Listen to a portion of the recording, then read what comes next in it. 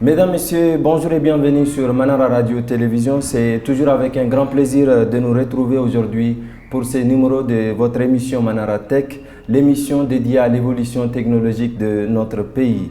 Votre rendez-vous incontournable dédié au digital au Tchad.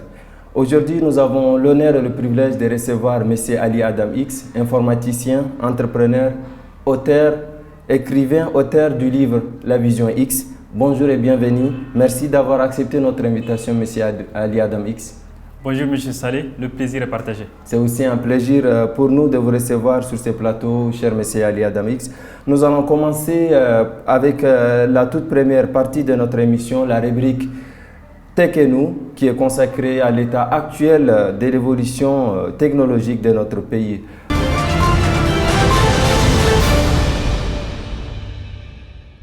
La toute première question, M. Ali Adam, quel est l'état actuel de l'avancée technologique au Tchad? Par rapport au passé et par rapport à nous-mêmes, nous avançons. Par rapport à la moyenne mondiale et par rapport au futur, nous stagnons. L'état actuel dépend des secteurs d'activité. Ça dépend également des régions. Aujourd'hui, dans le secteur privé, par exemple, il y a une avancée. Et dans le secteur privé aujourd'hui, avec les technologies du mobile money, les gens ont accès aux services financiers seulement depuis leur téléphone. Nous avons aujourd'hui augmenté le taux de bancarisation avec les e-banking. Par contre, dans le secteur public, il y a un réel besoin. Donc nous sentons certes la volonté, mais il y a un réel besoin et beaucoup reste à faire. Voilà. Justement, M. Ali Adam X, vous êtes entrepreneur, en plus d'être informaticien. Faites-nous découvrir un peu votre profil. Oui, je suis informaticien et en entrepreneuriat, j'utilise l'informatique pour pouvoir résoudre les problèmes que nous avons aujourd'hui dans la société. Nous avons développé par exemple Panafrix. C'est une plateforme d'apprentissage en ligne qui aide les Africains à pouvoir se former dans différents domaines, surtout celui de la technologie. Nous avons développé PanafPay, qui est une plateforme de paiement en ligne, donc afin de promouvoir l'accès au financement, surtout aux personnes non bancarisées. Donc, nous avons également créé une plateforme de commerce en ligne pour essayer de faciliter le commerce entre les Tchadiens et entre les Africains. Donc, c'est plus ou moins ce que nous faisons. Quel est l'état ou bien l'écosystème entrepreneurial tchadien? Parce que vous parlez des startups, c'est un événement qui est en vogue, très tendance. Donc, quel est l'état actuel ou l'écosystème actuel, l'environnement dans lequel nous sommes au Tchad ici, en termes de startups et surtout en termes d'entrepreneuriat digital? Oui, aujourd'hui, nous avons plus de 200 startups au Tchad. Donc, il y a de plus en plus de Tchadiens qui apprennent la technologie. Il y a de plus en plus de Tchadiens qui s'intéressent aux nouvelles technologies. Donc, aujourd'hui, nous avons plus de 200 entreprises qui utilisent la technologie pour essayer d'améliorer la condition de vie des Tchadiens, pour essayer de trouver des solutions aux problèmes des Tchadiens. Donc, c'est nouveau et voilà, nous pensons qu'avec le temps, les infrastructures seront sur place et nous allons accomplir de grandes choses. Justement, selon vous, plus de 200 startups, plus de 200 idées, et ces idées œuvrent, ou bien ces startups œuvrent dans quel domaine particulièrement au Tchad? Oui, les domaines sont diversifiés. Généralement, ces startups œuvrent dans le domaine de l'éducation, oui, de la santé, de l'agriculture. Du moins, ça reste diversifié. Justement, intéressons-nous à présent à la manière dont le gouvernement tchadien soutient l'innovation technologique et le développement des startups locales, ainsi qu'à la sensibilisation de la population à la technologie. Une deuxième question, M. Ali Adam, quels sont les progrès récents qui ont été réalisés dans le domaine des technologies dans notre pays? Sur la contribution du gouvernement dans le secteur, nous constatons une volonté. Donc, le gouvernement a mis en place différents programmes pour aider les startups et toutes les entreprises qui font dans le domaine de la technologie. Nous avons par exemple l'ADETIC, nous avons par exemple le PNDN qui est le programme national de développement du numérique au Tchad. Donc nous avons le NAPE, nous avons plusieurs programmes de ce genre initiés par le gouvernement pour aider les startups. Donc il y a des budgets alloués. Dans la théorie, ça va, mais je pense que c'est insuffisant. Donc, il y a la malgestion, il y a voilà, des problèmes internes qui font que voilà, ces programmes-là ne sont pas vraiment suffisants ou bien qui ne contribuent pas vraiment, qui ne touchent pas directement les startups aujourd'hui dans le pays.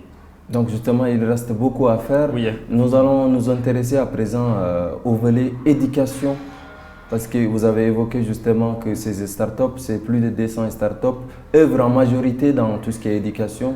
Et quelles sont les actions entreprises dans ce sens pour justement appuyer l'éducation? Oui, par le gouvernement, certes, il y a des programmes dans ce sens pour pouvoir essayer d'abord d'augmenter le taux d'alphabétisation et également essayer d'inciter les jeunes à vouloir investir dans le domaine de l'éducation et de la technologie. Et, par contre, dans le domaine privé, nous avons beaucoup de startups qui font dans le domaine. Je vous ai parlé par exemple de Panafrix. Donc, c'est une plateforme que nous avons créée pour donner l'accès à l'éducation aux jeunes. Donc, dans certaines régions aujourd'hui du pays, nous avons des jeunes qui n'ont pas accès vraiment aux enseignants de qualité, ils n'ont pas vraiment accès aux informations de qualité. Et pour résoudre ce problème, nous avons développé une plateforme qui essaie de mettre en place et qui essaie de lier et les enseignants et les élèves pour pouvoir faire partager la connaissance, pour pouvoir promouvoir l'éducation. Donc, et dans le secteur privé et dans le secteur public, il y a des avancées dans ce sens, mais je pense que beaucoup reste à faire. Oui, de nos jours, on constate que dans le secteur privé, il y a pas mal de centres de formation qui voient les jours, mais dans le secteur public, surtout dans les universités, dans les écoles, il y a beaucoup qui reste à faire. Oui. Donc, qu'est-ce que vous nous dites à travers ça, dans ce sens-là? Est-ce que l'État doit entreprendre d'autres politiques pour justement renforcer l'éducation dans les secteurs publics, dans les universités, dans les écoles, dans des instituts? Oui, effectivement. On est tous d'accord sur le fait que beaucoup reste à faire. Beaucoup reste à faire. Aujourd'hui, plus de 2/3 de la population tchadienne ne sait ni lire ni écrire. On ne peut pas tous azimuts directement commencer à créer des écoles pour tout le monde. Par contre, on peut investir sur les technologies visant à promouvoir l'éducation. Et en faisant cela, on va gagner en temps, on va gagner en argent, on va gagner en efficacité. Donc, on peut créer une plateforme qui permet, par exemple, à un enfant qui est au fin fond du Tchad de pouvoir avoir accès à l'éducation. Donc, voilà, je pense que le gouvernement doit absolument investir sur des systèmes informatiques visant à promouvoir l'éducation afin de faciliter l'accès à l'éducation de qualité pour tous. Justement, quelles sont les tendances actuelles, les tendances technologiques les plus prometteuses de notre pays en ce moment ou bien du monde d'une façon globale? Oui, nous avons l'intelligence artificielle, donc c'est une tendance et chez nous et ailleurs. Oui. Nous avons des technologies visant à promouvoir l'éducation. Nous avons également les technologies visant à promouvoir la santé. Voilà les tendances que je pense qui sont prometteuses. Nous avons parlé de l'État. Je pense que ce n'est pas le seul acteur qui œuvre dans ce domaine pour justement contribuer au développement technologique. Il y a les acteurs externes, les organisations internationales et même la population qui est appelée à faire une partie du travail. Monsieur Ali Adam, quels sont justement, ou bien quel est le niveau de sensibilisation et de compréhension de la technologie au sein de la population tchadienne? Oui, effectivement, l'État n'agit pas seul dans le secteur.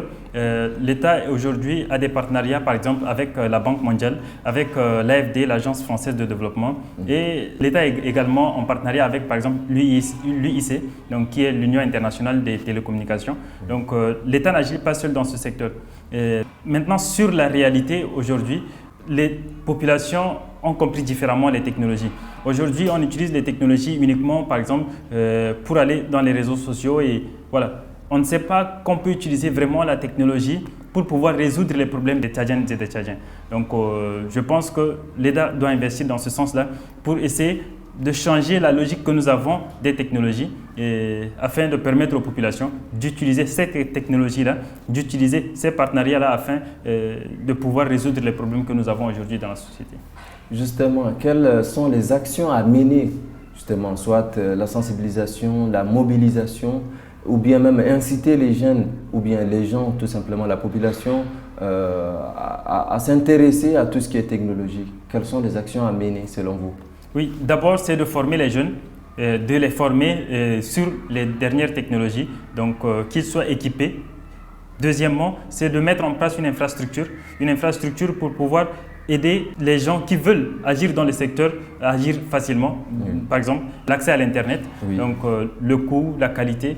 Donc nous devons mettre en place cette infrastructure-là. Je pense qu'avec la formation, avec l'infrastructure sur place, on peut faire beaucoup de choses. Est-ce qu'on peut passer à travers l'éducation elle-même, justement en instaurant des programmes qui vont justement promouvoir tout ce qui est technologie afin de faire aimer les technologies au fond même du village, justement, pour notre population? Oui, absolument. L'éducation ne passe que par la technologie, désormais. Donc, avant, l'éducation consistait à aller dans les écoles et tout. Aujourd'hui, on peut apprendre de chez soi. Donc, aujourd'hui, nous ne pouvons pas nous passer de la technologie dans le secteur éducatif. Aujourd'hui, l'État doit investir dans les secteurs de l'éducation en mettant en place des plateformes qui permettent le partage des connaissances, la gestion efficace de nos écoles et de nos universités. Donc, l'État doit investir dans ce sens-là. Et nous, dans le secteur privé, nous également, nous devons mettre en place des plateformes pour pouvoir accompagner l'État, pour pouvoir accompagner la population afin de se former, afin d'avoir accès aux bonnes informations au bon moment. Je reviens encore sur la question des startups. Donc les startups œuvrent aussi en majorité dans tout ce qui est éducation.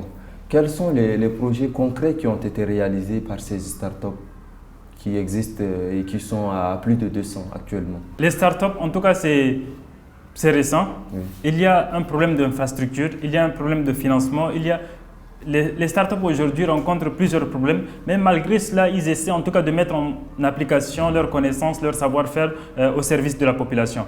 Aujourd'hui, concrètement, je pense qu'il y a beaucoup de startups, des startups qui agissent à leur manière, qui impactent leur propre entourage.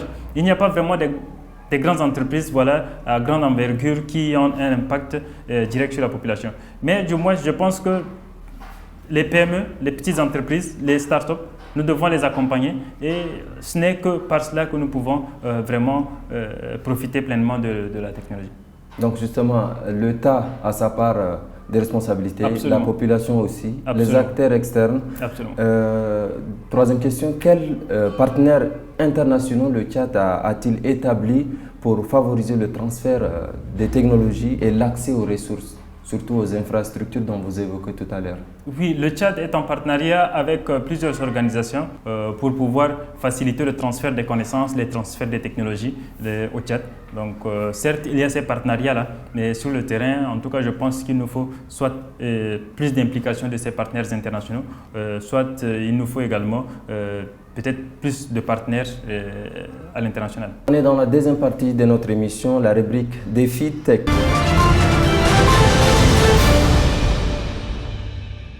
Monsieur Ali, première question, quels sont les principaux défis auxquels le Tchad est confronté en matière de connectivité Internet précisément?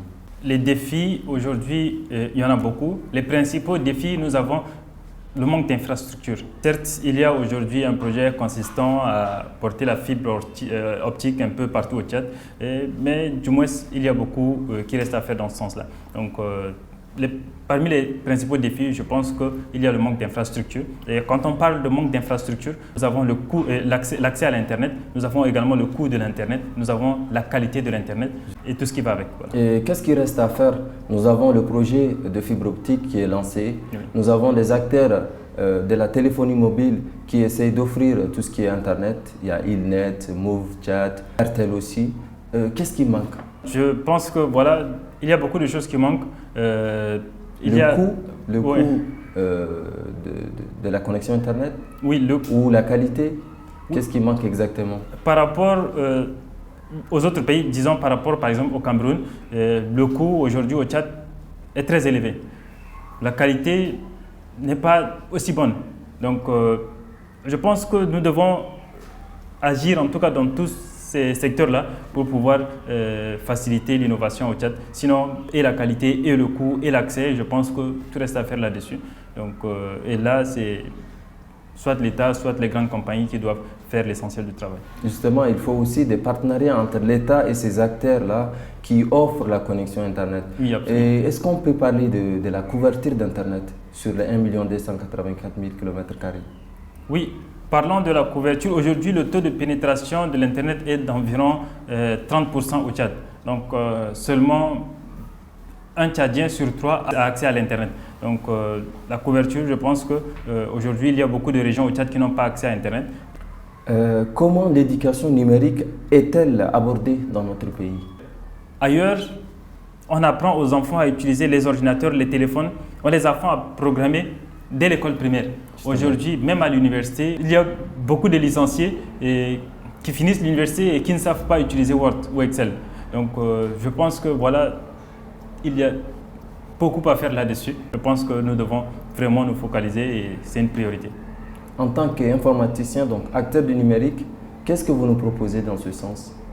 Moi, en tant qu'acteur privé, tout ce que je peux faire, c'est de développer des plateformes qui puissent aider les populations à apprendre davantage sur le numérique ou bien à utiliser le numérique pour pouvoir résoudre les problèmes qui sont les leurs. Une autre question, M. Ali, quelles sont les priorités en termes d'infrastructures technologiques au Tchad et quels sont les obstacles à surmonter?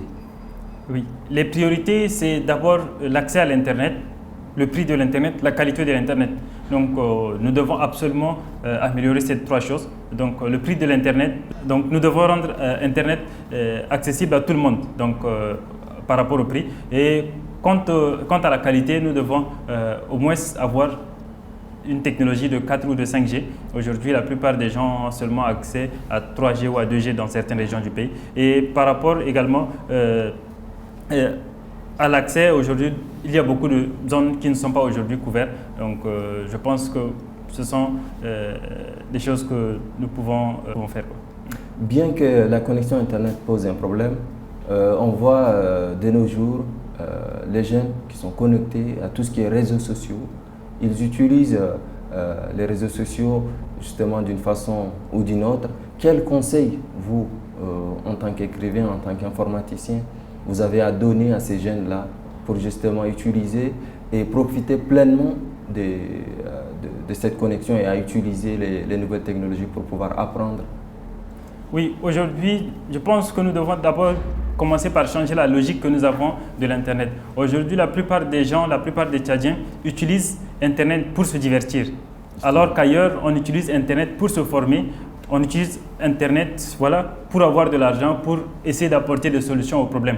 Donc je pense que nous devons d'abord commencer par éduquer les gens sur la logique même de l'Internet. Pourquoi est-ce que nous devons utiliser Internet?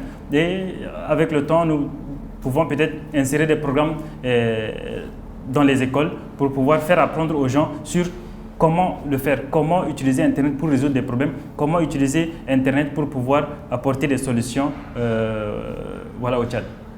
Monsieur Ali, donnez-nous 3 conseils, ou bien donnez à ces jeunes-là qui nous regardent actuellement 3 conseils pour pouvoir utiliser Internet autrement. D'abord, c'est d'utiliser les plateformes d'apprentissage en ligne. Donc, il y a beaucoup de formations en ligne, ne serait-ce que sur YouTube. Vous partez sur YouTube, pour ceux qui veulent par exemple apprendre sur le marketing, écrivez formation en marketing. Et voilà, vous allez avoir des tas de vidéos avec des contenus de qualité pour pouvoir en tout cas nous aider à améliorer nos compétences. Donc ça, c'est la première des choses. Deuxièmement, nous devons apprendre par exemple la programmation. Donc nous devons apprendre à utiliser, à créer des logiciels ou bien des applications qui doivent faciliter la vie de nos citoyens. Et troisièmement, nous devons apprendre à monétiser par exemple ces applications-là. Donc pour dire 3 choses, je dirais on se forme, soit sur YouTube, soit sur les plateformes d'apprentissage en ligne. On essaie de créer des solutions et on essaie de voir si on peut les monétiser. Une dernière question, M. Ali, pour clôturer notre émission. En quoi la technologie est-elle cruciale pour le développement du Tchad? L'avenir du Tchad dépend de comment est-ce que nous utilisons la technologie. Les pays qui seront les plus développés seront les pays qui vont le plus embrasser la technologie. Si aujourd'hui on fait le choix d'investir dans la technologie, notre avenir est prometteur. Nous allons gagner en temps, nous allons gagner en argent, nous allons gagner en productivité, il y aura de la transparence et tout ce qui va avec.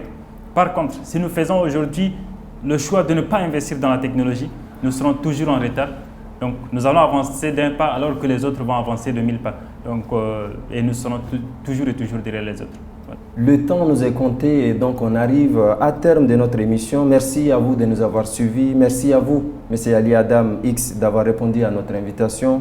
On se donne rendez-vous très prochainement pour un nouveau numéro de Manara Tech sur Manara Radio Télévision.